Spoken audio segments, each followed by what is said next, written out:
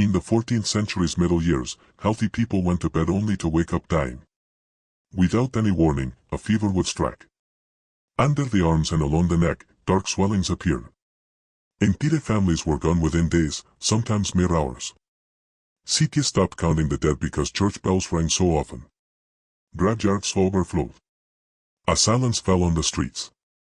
And everywhere across Europe, a single, terrifying question echoed. Was this the world's end? What people failed to realize then was that they were witnessing recorded history's deadliest pandemic, one that would kill up to half of Europe's population and reshape civilization itself permanently.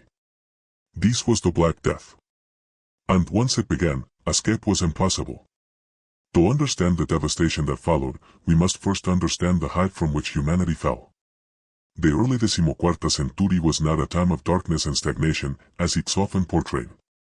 It was the High Middle Ages, epochs, a period of remarkable stability, a population explosion, and an interconnectedness Europe had not seen since the Roman Empire. Thanks to a climatic phenomenon known as the medieval warm period, harvests had been bountiful for generations.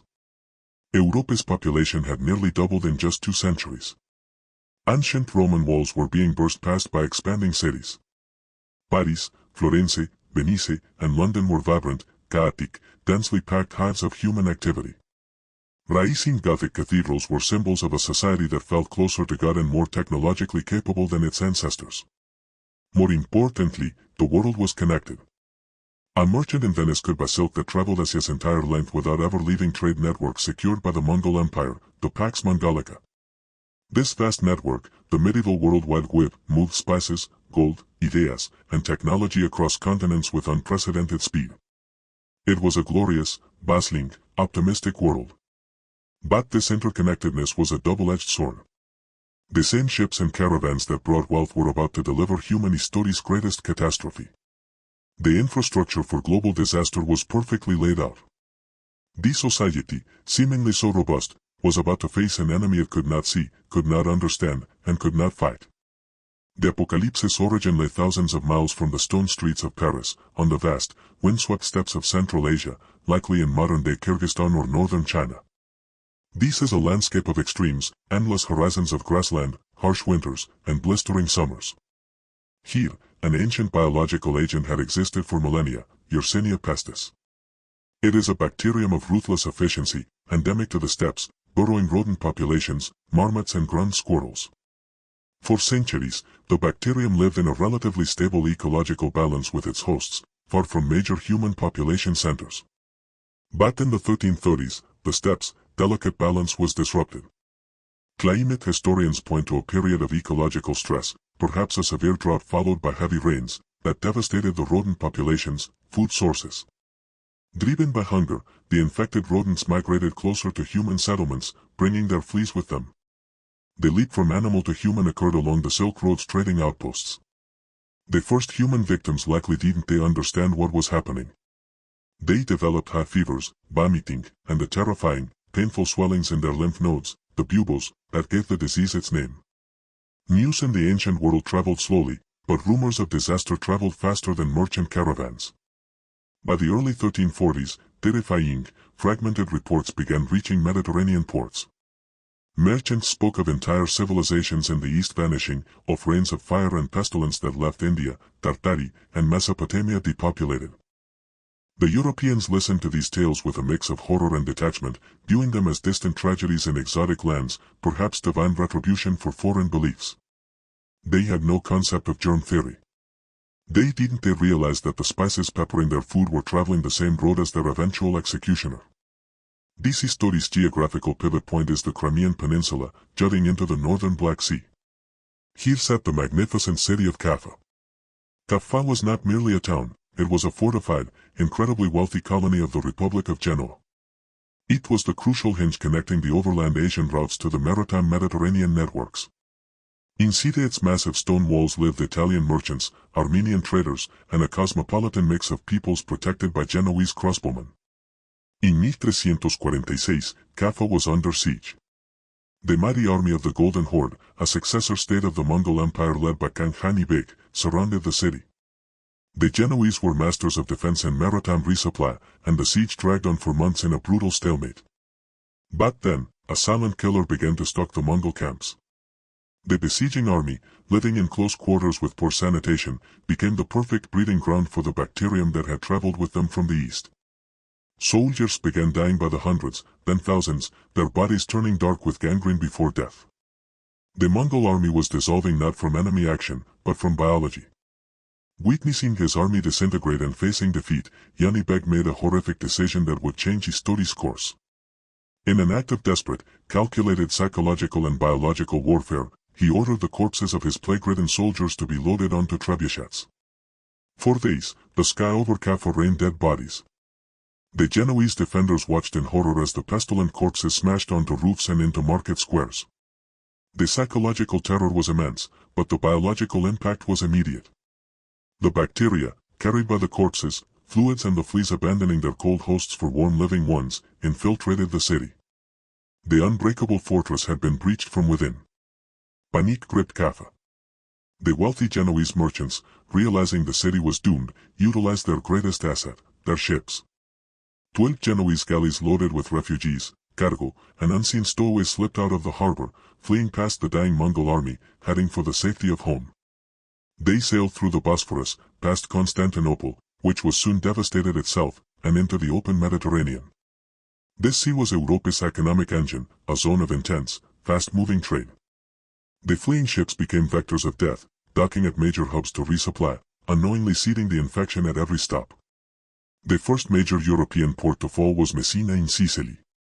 When the Genoese galleys arrived, the dock workers who rowed out to meet them were greeted by a scene from hell. Contemporary chroniclers record that most sailors were dead, their bodies rotting on deck. The few survivors were delirious, racked with pain, covered in black balls dripping blood and pus. The port authorities of Messina realized too late the nature of the cargo. They ordered the ships expelled, but the true agents of transmission, the black rats ubiquitous on medieval ships, and the fleas on their backs, had already used the mooring ropes to scurry onto the docks. Messina was Europe's test case, and it failed miserably. The infection's speed was paralyzing. The close-quarter living conditions of a medieval port city acted as an accelerant. Within weeks, Messina's social fabric disintegrated. People fled the city for the countryside, only spreading the contagion further across the island. News of the great pestilence spread, and other ports tried to close their harbors to ships from the east. But medieval quarantine was a leaky sieve. Greed often overcame caution. A ship laden with valuable spices could often bribe its way into port. By early 1348, the great maritime republics were crumbling. Genoa, the home port of the ships from Kaffa, was devastated. Venice, the queen of the Adriatic, faced an existential threat. The Venetians, the most pragmatic of merchants, eventually developed the concept of the lazaretto, islands in the lagoon designated as quarantine zones where arriving ships and crews had to wait 40 days, *40 giorni, before entering the city. It was a pioneering public health measure, but for the first wave, it was too little, too late. Venice's gondolas became funeral barges, piling bodies high as they navigated the silent canals. From the Italian ports, the disease moved west to Marseilles, France's great gateway, and crossed the Adriatic to Dubrovnik. Europe's coastal perimeter was breached. Now, the disease turned inland. As the plague moved away from the coasts, following river barges along the Rhone and carts along Roman roads, it encountered medieval Europe's dense heart. Cities like Paris, Florence, London, and Barcelona were walled enclosures of winding, narrow alleys, multi-story timber houses that blocked out the sun, and open sewers running down the center of streets. They were incredibly vibrant, rich places, but hygienically, they were tinderboxes waiting for a spark. When the plague hit a major metropolis, it didn't just kill people, it killed the city itself as a functioning organism. We must understand the terror of facing this without modern science.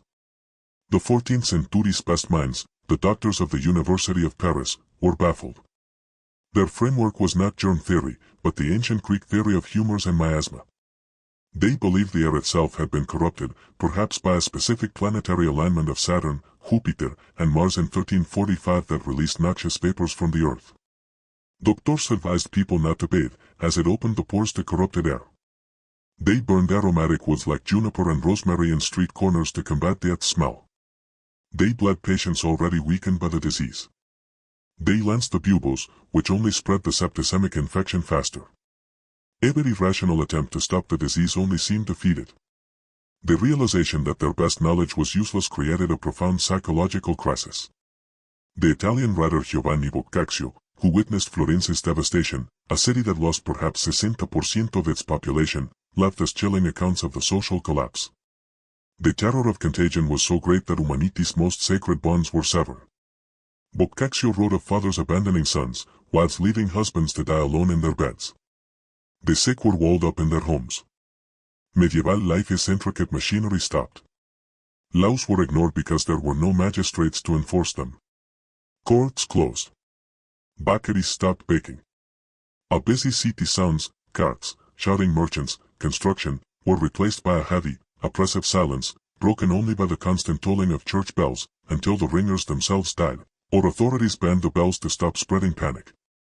The dead piled up faster than they could be buried.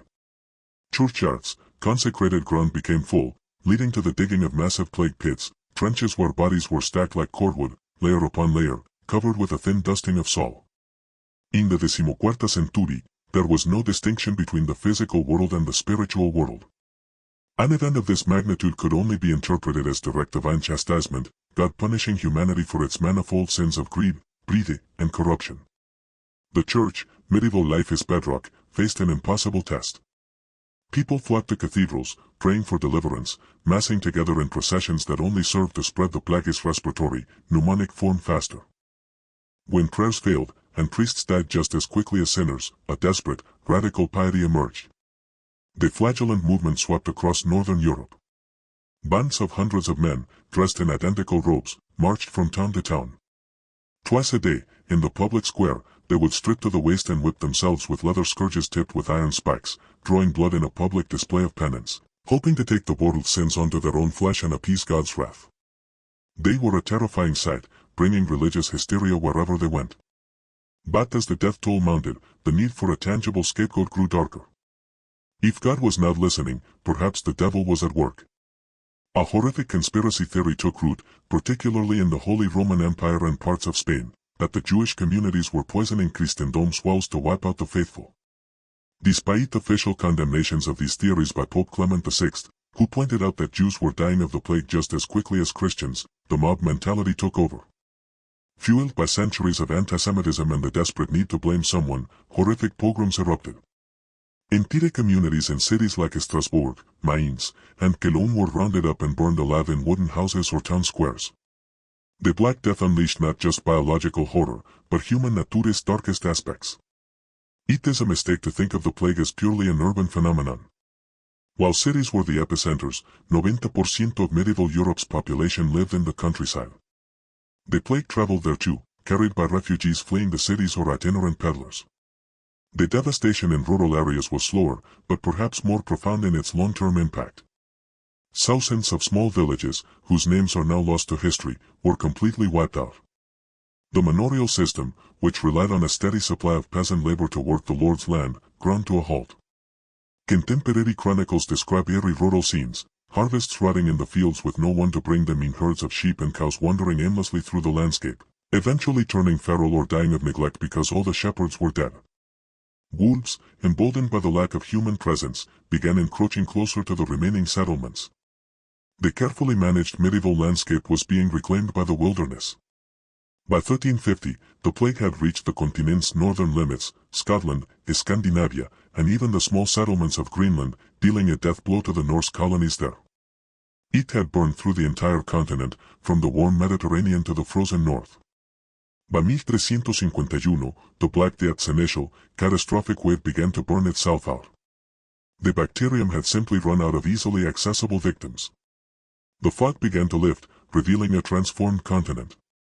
The exact death toll will never be known, but modern historians estimate that between 75 and 200 million people died across Eurasia and North Africa. In Europe alone, perhaps 50% of the population perished in less than 5 years. The survivors emerged into a world that looked the same, but was fundamentally different. The immediate aftermath was economic chaos and severe inflation, but then something remarkable happened. The massive depopulation created a severe labor shortage. For the first time in centuries, the peasant held the power. Lords, desperate to have their land worked, had to offer higher wages and better conditions. The rigid structures of serfdom cracked and, in many places, eventually broke. The golden age of the laborer had begun, born from ashes. The psychological scars ran deep. Art became obsessed with death. The danse macabre, the dance of death, became a popular motif, showing skeletons dancing kings, popes, and peasants alike to the grave, a stark reminder that death was the ultimate equalizer. The Black Death was Western civilization's greatest trauma. It shattered the High Middle Ages, optimism and proved human systems, fragility against nature's power. The society that rebuilt itself was more cynical, more questioning, and forced to adapt. In the end, the path of death we trace today cleared the ground for the modern world's slow, painful emergence. For centuries, the Black Death was treated as a distant medieval nightmare. But empty streets, locked homes, fear of the air itself. Does that really sound like ancient history? Or does it feel uncomfortably familiar? The plague was a test of civilization. And tests have a way of repeating. Anyways. I'm Tim. Watching the past so we can understand the present. And together, we keep history reborn. See you in the next era.